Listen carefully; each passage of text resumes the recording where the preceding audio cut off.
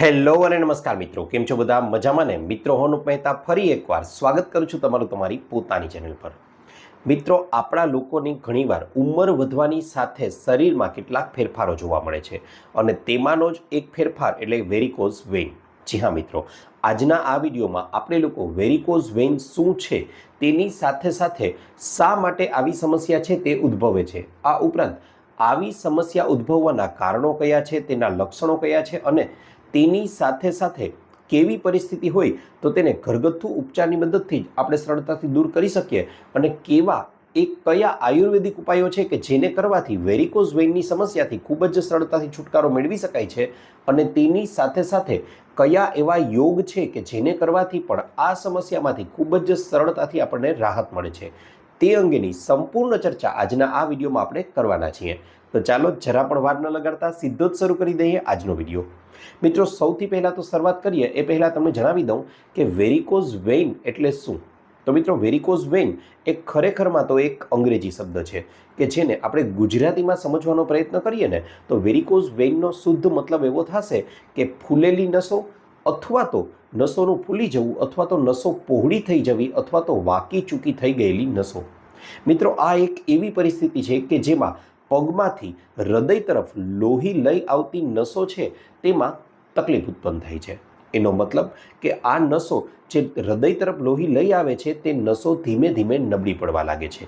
તેમાં અમુક અંતરે વાલ્વ રહેલા હોય છે તે નબળા પડવા લાગે છે અને તેના પરિણામ સ્વરૂપે લોહીનું યોગ્ય વહન છે તે હૃદય સુધી નથી થતું અને તેના પરિણામ સ્વરૂપે આ લોહી છે તેનો ભરાવો થાય છે અને લોહીનો ભરાવો થવાના પરિણામ સ્વરૂપે નસો છે તે ફૂલી જાય છે અને આને જ આપણે લોકો વેરિકોઝ વેઇન તરીકે ઓળખીએ છીએ. ખાસ કરીને તેના લક્ષણોની વાત કરવા જાઉં તો પગમાં ત્વચાની નીચે ભૂરી કે જાંબલી રંગની નસો છે તે આપણને લોકોને દેખાવા લાગે છે. ઘણીવાર આના કારણે આપણા પગ છે તે એકદમ ભારે લાગવા લાગે છે, તેમાં દુખાવો આવી જાય છે, તેમાં ઘણીવાર સોજો આવી જાય છે. હવે આવું ઉત્પન્ન થવાનું કારણ એ છે કે ઘણીવાર તમે લાંબો સમય સુધી ઊભા રહો અથવા બેસો તો આવું થાય છે અને એટલા માટે જ તમારે લોકોએ આનાથી બચવું જોઈએ. તેની સાથે સાથે ઘણીવાર આમાં તમને લોકોને ખૂબ જ વધારે બળતરાનો અહેસાસ થાય છે, ઘણીવાર ખૂબ જ વધારે ખંજવાળ આવવાની સમસ્યા પણ ઉત્પન્ન થાય છે. મિત્રો, હવે આપણે એ તો સમજ્યું કે વેરિકોઝ વેઇન શું છે, પણ હવે આપણે લોકો એ ચર્ચા કરી લઈએ કે આના માટે ઘરગથ્થુ કેવા ઉપાયો કરી શકાય. અહીં હું તમને ઘણા બધા ઉપાયો સૂચવવાનો છું, તે પૈકીના તમે ઈચ્છિત ઉપાયો કરી શકો છો. તેની સાથે સાથે વિડીયોના અંતમાં અમુક હું તમને લોકોને એવા યોગ પણ સૂચવીશ કે જેને કરવાથી વેરિકોઝ વેઇનમાંથી ખૂબ જ સરળતાથી છુટકારો મેળવી શકાય છે. તો ચાલો પહેલાં ઉપાયોને સમજી લઈએ.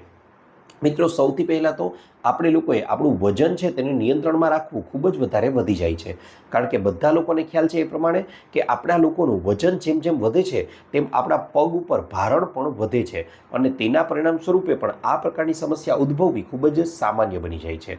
માટે વજનને હંમેશા કંટ્રોલમાં રાખવું, તેની સાથે સાથે નિયમિત કસરત કરવી પણ ખૂબ જ વધારે જરૂરી બની જાય છે. ખાસ કરીને તમે 40 વર્ષ, 45 વર્ષ કે 50 વર્ષની ઉંમર વટાવી ચૂક્યા છો તો હવે પછીનો સમયગાળો એવો છે કે તેમાં તમારે લોકોએ તમારા શરીરને રોજની અડધી કલાક ફાળવવી ખૂબ જ વધારે જરૂરી બની જાય છે. તેમાં તમે લોકો હળવું વોકિંગ છે, સાયકલિંગ છે કે સ્વિમિંગ જેવી પ્રક્રિયા કરી શકો છો. મિત્રો, આ પ્રક્રિયા સવારના સમયે પણ હોઈ શકે છે કે પછી સાંજના સમયે પણ હોઈ શકે છે. જેમ કે તમને વાત કરવા જાઉં તો વહેલી સવારે તમે જ્યારે ઉઠો છો ત્યારે સવારે ઉઠી અને સૌથી પહેલાં તો થોડું નવસેકું પાણી, યાદ રહે ઠંડુ પાણી નથી પીવાનું, થોડું પાણી ગરમ કરી નવસેકું પાણી થાય ત્યારે આવા નવસેકા પાણીના 1, 2, 3 કે 4 ગ્લાસ સુધી પાણી પી શકો છો. આનાથી બનશે એવું કે તમારું પાચન તંત્ર છે તે એકદમ સતેજ હોય છે વહેલી સવારે અને તેમાં પાણી ઉમેરવાથી ફરીથી 8 થી 10 કલાક સુધી જે શરીરના અંગોને પાણી નથી મળ્યું તેને મળવા લાગશે અને ફરીથી આપણું શરીર છે તે એક્ટિવ બની જશે, કાર્યવંતું બની જશે. ત્યારબાદ તમે લોકો હળવા યોગ છે તે કરી શકો છો. કેવા યોગ તો એ તમને લોકોને જણાવી દઉં તો વહેલી સવારે ઉઠી અને સૌથી પહેલાં તો તમારે લોકોએ કપાલભાતિ જેવા પ્રાણાયામ કરવા જોઈએ. મિત્રો, તમને ખ્યાલ હોવો જોઈએ કે તમે આખો દિવસ દરમિયાન પગનું હલનચલન કરો છો, શરીરના ઉપરના ભાગોનું હલનચલન પણ થાય છે, પણ પેટનું હલનચલન નથી થતું. કપાલભાતિ જે એવા પ્રાણાયામ છે કે જેનાથી પેટનું હલનચલન થાય છે અને મોટા ભાગની બીમારીઓ છે તે પેટ સાથે જ સંકળાયેલી હોય છે. માટે પેટ એક્ટિવ બની જશે તો લોહીનું પરિભ્રમણ પણ યોગ્ય થવા લાગશે આખા શરીરમાં અને તેના પરિણામે વેરિકોઝ વેઇન જેવી બીમારીઓથી પણ બચી શકાશે. માટે અહીં તમારે લોકોએ કપાલભાતિ જેવા પ્રાણાયામ ચોક્કસથી કરવા જ જોઈએ. ત્યારબાદ 10થી 15 મિનિટ સુધી તમારે લોકોએ અનુલોમ વિલોમ પણ કરવા જોઈએ. તેનાથી પણ તમારા શરીરની આંતરિક સફાઈનું કાર્ય ખૂબ જ સારી રીતે થઈ શકે છે. માટે આ પ્રયોગ કરી શકો છો. આ ઉપરાંત મિત્રો આહારમાં પણ અમુક ચોક્કસ પ્રકારની તકેદારીઓ રાખવી જોઈએ. કેવો ખોરાક ખાવો જોઈએ એના વિશે પણ આપણે આગળ જાણવાના છીએ, પણ અત્યારે તમને ટૂંકમાં કહી દઉં તો ઉચ્ચ ફાઇબરયુક્ત એટલે કે વધારે રેસાવાળો ખોરાક ખાવો જોઈએ, વધારે વિટામિન્સવાળો ખોરાક ખાવો જોઈએ, વધારે પોષક તત્વોથી ભરપૂર ખોરાક ખાવો જોઈએ અને તેની સામે વધારે મીઠાવાળો એટલે કે જેમાં સોલ્ટની માત્રા વધારે છે તેવા ખોરાકથી બચવું જોઈએ કે તે આપણી વેરિકોઝ વેઇનની સમસ્યાને વધારે છે તેમાં વધારો કરવાનું કાર્ય કરે છે. માટે મીઠાવાળો ખોરાક ન ખાવો જોઈએ, તેની સામે ફાઇબરયુક્ત ઉચ્ચ વિટામિનયુક્ત વધારે પોષક તત્વયુક્ત ખોરાક ખાવો જોઈએ. આ ઉપરાંત મિત્રો યાદ રહે, લાંબો સમય સુધી કોઈ એક પોઝિશનમાં આપણે લોકોએ ઊભા કે બેસવું ન જોઈએ. એટલે કે તમે સતત બેઠા છો તો થોડી વારે દર 20થી 25 મિનિટે ઊભા થઈ થોડો આટો મારવો જોઈએ, પાણી પીવું જોઈએ અને ફરીથી તમારી પોઝિશન લઈ શકો છો. આ જ રીતે લાંબો સમય સુધી ઊભા રહેવાનું પણ એકને એક સ્થિતિમાં ટાળવું જોઈએ. તેની જગ્યાએ થોડીવાર માટે વિશ્રામ કરી શકો છો, ફરી પાછા ઊભા થઈ શકો છો. મિત્રો આ ઉપરાંત વાત કરવા જાઉં તો હળવી મસાજ પણ વેરિકોઝ વેઇન માટે ખૂબ જ સારો ઉપાય બની શકે છે. જેમ કે અસરગ્રસ્ત ભાગ છે તેના પર એલોવેરા જેલ છે, યાદ રહે કુંવારપાઠું છે, તે કુદરતી રીતે મળી આવે તો તે સર્વશ્રેષ્ઠ છે. તેના વડે ખૂબ જ હળવા હાથે મસાજ કરવાથી સારો એવો ફાયદો થાય છે. આ ઉપરાંત એક અસરકારક અને અક્ષીર ઉપાયની વાત કરવા જાઓ તો અહીં તમારે લોકોએ વહેલી સવારે ઉઠી અને પાણી પીધા બાદ એક લસણની કળી છે તેને ખાવાની છે અને ઉપરથી પાણી પી લેવાનું છે. મિત્રો આ પ્રયોગને રોજે રોજ કરી શકો છો. 1 મહિના સુધી આ પ્રયોગને કરી લેશો તો તમારી વેરિકોઝ વેઇનની સમસ્યા છે તેમાં સારો એવો ફાયદો જોવા મળશે. આ ઉપરાંત મિત્રો 100 ml જેટલું જૈતુનનું તેલ લેવાનું છે. હવે મિત્રો જૈતુનનું તેલ છે તેને તમે ઓનલાઈન કે ઓફલાઈન કોઈ પણ આયુર્વેદિક સ્ટોર પરથી મેળવી શકશો. હવે આ 100 ml જૈતુનનું તેલ લઈ લીધા પછી તેમાં લગભગ આપણે લોકોએ અહીં વાત કરવા જાઉં તો 25 ગ્રામ જેટલું પીસેલું લસણની પેસ્ટ લઈ લેવાની છે. હવે આ તેલને ગરમ કરી અને તેની અંદર 25 ગ્રામ જેટલું લસણ છે તેને ઉમેરી દેવાનું છે. બરાબર રીતે ગરમ કરી ત્યારબાદ આ તેલને ઠંડુ થવા દેવાનું છે. હવે આ ઠંડુ થઈ ગયેલું તેલ છે તેને ગાળી લેવાનું છે અને ત્યારબાદ આ તેલ વડે રોજે રોજ તમે લોકો દિવસમાં 1 કે 2 વાર જે જગ્યાએ અસરગ્રસ્ત ભાગ છે તેના પર ખૂબ જ હળવા હાથે માલિશ કરવાની છે. મિત્રો આ પ્રયોગ 1 મહિના સુધી રોજે રોજ કરી લેશો તો વેરિકોઝ વેઇનની સમસ્યા છે તેમાં તમને લોકોને ભરપૂર અને જબરજસ્ત ફાયદાઓ જોવા મળશે. આ ઉપરાંત વેરિકોઝ વેઇનની સમસ્યા જ્યારે તમારા શરીરમાં ઉદ્ભવે છે ત્યારે તમારે લોકોએ અમુક ચોક્કસ પ્રકારની કસરતો પણ કરવી જોઈએ. જેમ કે તમને લોકોને કહું તો અહીં તમારે લોકોએ તમારા શરીરનો ભાગ છે તેને આડો રાખવાનો છે. એટલે કમર સુધીનો ભાગ છે તેને આ રીતે આડો રાખવાનો છે અને કમરથી એટલે કે આપણા સાથળનો અને આપણા પગનો ભાગ છે તેને આ રીતે ત્રાસો રાખવાનો છે દિવાલનો ટેકો લઈને. હવે મિત્રો આ ભાગ કે જ્યાં આપણા નિતંબનો ભાગ આવશે તેની નીચે તમારે 1 કે 2 ઓશિકા રાખવાના છે અને આ રીતે દિવાલના ટેકે તમારે તમારા પગ છે તેને રાખવાના છે. આવી રીતે રાખી અને તમે 30 કે 60 સેકન્ડ સુધી આ પોઝિશનમાં રહી શકો છો. ત્યારબાદ હવે આગળ શું કરવાનું છે એ જણાવી દઉં તો અહીં તમારા પગ છે તેને તમે લોકો આ રીતે સમઘડી દિશામાં પણ ફેરવી શકો છો અને તે જ રીતે વિષમઘડી દિશામાં પણ તેની મૂવમેન્ટ કરી શકો છો. પણ યાદ રહે આના માટે કોઈ વધારે બળ લગાડવાનું નથી, વધારે જોર લગાડવાનું નથી. આ ઉપરાંત આ રીતે જે તમારા પગ દિવાલને ટેકે રાખેલા છે, તમારા નિતંબની નીચેના ભાગમાં ઓશિકું રાખેલું છે, તકિયો રાખેલો છે અને ત્યારબાદ તમારું શરીર પ્લેન છે. હવે આ પોઝિશનમાં જ તમે લોકો તમારા શરીરને તમારા પગ છે તેને સમઘડી દિશામાં અથવા તો સાયકલ ચલાવતા હોઈએ તે રીતે પણ મૂવમેન્ટ કરી શકો છો અને વિષમઘડી દિશામાં આ રીતે ઉલટી મૂવમેન્ટ પણ કરી શકો છો.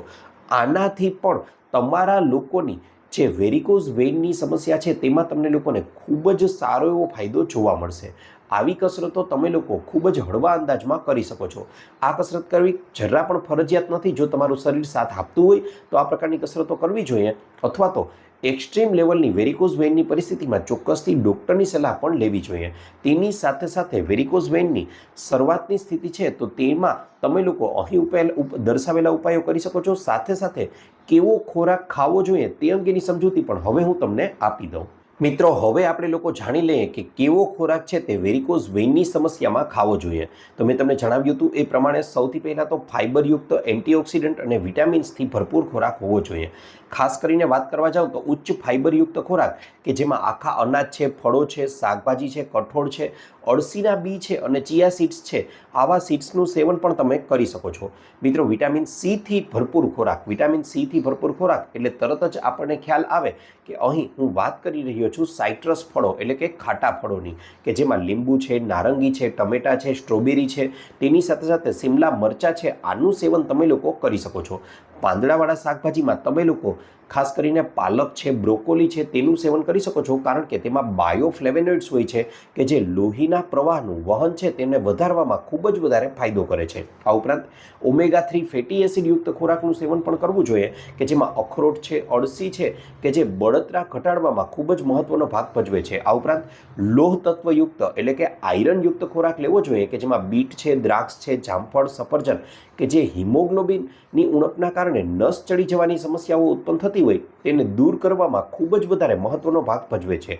આ ઉપરાંત મિત્રો પોટેશિયમયુક્ત ખોરાક પણ લઈ શકો કે જેમાં બટેટા છે, કેળા છે, પાલક છે તે તેનો સારો સોર્સ છે અને તેનાથી શરીરમાં પાણી છે તેનું સંતુલન જળવાય છે અને તેના પરિણામ સ્વરૂપે લોહીનો પ્રવાહ પણ યોગ્ય જળવાશે અને લોહીનું વહન યોગ્ય થશે તો વેરિકોઝ વેઇનની સમસ્યામાંથી ખૂબ જ સરળતાથી આપણે લોકો છુટકારો મેળવી શકીએ છીએ. આ ઉપરાંત મિત્રો આની સાથે સાથે એક સંતુલિત જીવન જીવવું પણ ખૂબ જ વધારે જરૂરી છે. સવારના સમયે મેં તમને કહ્યું એ પ્રમાણે તમે હળવો વ્યાયામ કરી શકો છો. ત્યારબાદ બપોરના સમયે તમે લોકો યોગ્ય ઘરનો બનેલો તાજો ખોરાક જ ખાવાનો હંમેશા આગ્રહ રાખવો જોઈએ અને બપોરનું ભોજન લો છો તે પહેલાં મોટી પ્લેટ ભરી અને તમે લોકો સલાડનું સેવન કરી શકો છો. ત્યારબાદ સાંજનો સમયે તમે લોકો કોઈ પણ વસ્તુ છે તેને પડીકાબંધ વસ્તુઓ ખાવાનો આગ્રહ રાખવાને બદલે ઘરમાં ઉપલબ્ધ વસ્તુઓ જ અથવા તો ડ્રાયફ્રૂટ્સ તમે ખાઈ શકો છો. અહીં ડ્રાયફ્રૂટ્સના સ્વરૂપમાં મખાણાનું સેવન કરી શકાય. હવે મખાણા છે તેને ખૂબ જ દેશી ગાયનું શુદ્ધ ઘી, A2 ઘી આવે છે તેમાં હળવું શેકી લેવાના છે અને ત્યારબાદ બરાબર શેકાઈ જાય પછી તેમાં સંચળ ઉપરથી ભભરાવી અને ખાશો તો મિત્રો સારામાં સારી ચિપ્સ છે, સારામાં સારા સ્નેક્સ છે તે પણ તેની સામે ટૂંકા પડી જશે. ત્યાર પછી મિત્રો વાત કરવા જાઓ આગળ તો તમારે લોકોએ રાત્રિનું ભોજન છે તેને ગમે તેમ કરીને સાંજે 7 વાગ્યા પહેલાં કરી જ લેવાનું છે. આનાથી બનશે એવું કે સાંજે 7 વાગ્યા પહેલાં અને પ્રમાણમાં બને તો હળવો ખોરાક છે તે ખાવાનો આગ્રહ રાખવો જોઈએ. આનાથી બનશે એવું કે તમારું શરીર છે તે કુદરતની ઘડિયાળ સાથે સેટ થઈ જશે. મિત્રો પહેલાંના સમયમાં પણ તમે લોકોએ જોયું હશે કે આપણા દાદા દાદી કે નાના નાની હતા તે લોકો પણ સાંજનો ખોરાક છે તે ગમે તેમ કરીને 6-7 વાગ્યા પહેલાં તો પૂરો કરી જ લેતા અને એટલા માટે જ તેમના તંદુરસ્તીનું, તેમના નિરોગી લાંબા આયુષ્યનું જે સિક્રેટ હતું તે તમે આ જાણી શકો છો કે આ જ હતું કે જેથી ફાયદો એ થશે કે હળવો ખોરાક લેશો એટલે સાંજે 11 કે 12 વાગ્યા સુધીમાં રાત્રે તે ખોરાક છે તે શરીરમાં પચી જાય છે. હવે આ 12 વાગ્યા પછીનો સમય એટલે કે રાત્રિનો સમય કે જ્યારે 12થી સવારે 7 કે 8 વાગ્યા સુધી તમે કાંઈ જ નથી ખાવાના, આ 6 થી 8 કલાક એવી છે કે જે તમારા શરીરને હિલિંગ માટેનો સમય મળે છે. હિલિંગ એટલે શરીર પોતાની જાતને રિપેર કરવાનો સમય મળે છે કે જેમાં શરીરમાં રહેલી નાના મોટી બીમારીઓ, નાના મોટી તકલીફો છે જેને શરીર જાતે જ દૂર કરી દે છે અને એટલા માટે આ પ્રયોગ છે તેને પણ કરવો જોઈએ. તેની સાથે સાથે બહારનો ખોરાક મેં તમને કીધું કે જેમાં સફેદ વસ્તુઓથી આપણે લોકોએ દૂર રહેવાનું છે કે જેમાં મેંદો છે, ખાંડ છે, બને તો ચોખા છે, આવી વસ્તુઓથી દૂર રહેવાનું છે. કોલ્ડ ડ્રિંક્સ છે, આઈસ્ક્રીમ છે, ઠંડા પીણા છે, ઠંડા પાણી છે ફ્રીજના તે પણ ન પીવા જોઈએ. તેની સાથે સાથે ઘરનો બનેલો તાજો ખોરાક જ ખાવાનો આગ્રહ રાખશો તો મિત્રો ટૂંકા ગાળામાં જ આ સમસ્યાથી ખૂબ જ સરળતાથી બચી શકશો. તેની સાથે સાથે ઋતુ અનુસારનું કોઈ પણ એક ફળ છે તે ખાવાનો આગ્રહ રાખી શકો છો. રોજે રોજ ઓછામાં ઓછું એક ફળ છે તે તમારે ખાવાનું છે. જો કંઈ જ ખ્યાલ ન આવે તો રોજનું એક સફરજન ખાવાનો આગ્રહ ચોક્કસથી રાખજો. તે તમને ઘણી બધી બીમારીઓથી બચાવી લેશે. પણ મિત્રો યાદ રહે સફરજનમાં પણ અમુક બાબતોનું ધ્યાન રાખજો. સફરજન ખાઓ અને તેની પસંદગી કરો ત્યારે એકદમ ચમકદાર સફરજન ન લેવા જોઈએ. તેના બદલામાં આપણા દેશી અને ઓછા ચમકવાળા સફરજન લેવા જોઈએ. તેને છાલ સાથે જ બરાબર રીતે ધોઈ અને છાલ સાથે જ ખાવાનો આગ્રહ રાખો. આ ઉપરાંત તેના બી છે તેને સંપૂર્ણપણે પહેલાં દૂર કરવાનો આગ્રહ રાખો. ત્યારબાદ જ સફરજનનું સેવન છે તે આપણે લોકોએ કરવાનું છે. રોજે રોજ વ્યાયામ કરો, યોગા કરો, મનથી ફ્રેશ રહો, તંદુરસ્ત રહો. ઘરની 4 દિવાલોની વચ્ચે રહેવાને બદલે ખુલ્લા વાતાવરણમાં બને તેટલા રહો, કુદરતની નજીક રહેવાનો પ્રયાસ કરો અને હંમેશા ખુશ રહો. મિત્રો આટલું પ્રયત્ન કરી લેશો ને તો ગેરંટી સાથે કહું છું શરીરની વેરિકોઝ વેઇનની જ સમસ્યા નહીં પણ અન્ય ઘણી બધી સમસ્યાઓ છે તેનાથી ખૂબ જ સરળતાથી તમે લોકો બચી શકશો. આશા રાખું છું આપને મારો વિડીયો ગમ્યો હશે. વિડીયો ગમ્યો હોય તો લાઇક કરજો, ચેનલને સબસ્ક્રાઇબ કરજો. આ ઉપરાંત આપને પણ કોઈ હેલ્થ કે બ્યુટી સંબંધિત સમસ્યા હોય તો એ પણ જણાવજો. અમે તેના અનુરૂપ પણ નવા વિડીયો લાવવાનો પૂરતો પ્રયત્ન કરીશું. સાથે સાથે તમે લોકો પણ આ વિડીયોને કયા ગામ, કયા શહેર, કયા તાલુકા કે કયા જિલ્લા, કયા રાજ્ય કે પછી કયા દેશમાંથી જોઈ રહ્યા છો એ પણ જણાવજો. અમને એ જાણીને ખૂબ જ આનંદ થાય છે કે અમારી ઓડિયન્સ અમને ક્યાં ક્યાંથી જોઈ રહી છે. આપનો ખૂબ ખૂબ આભાર.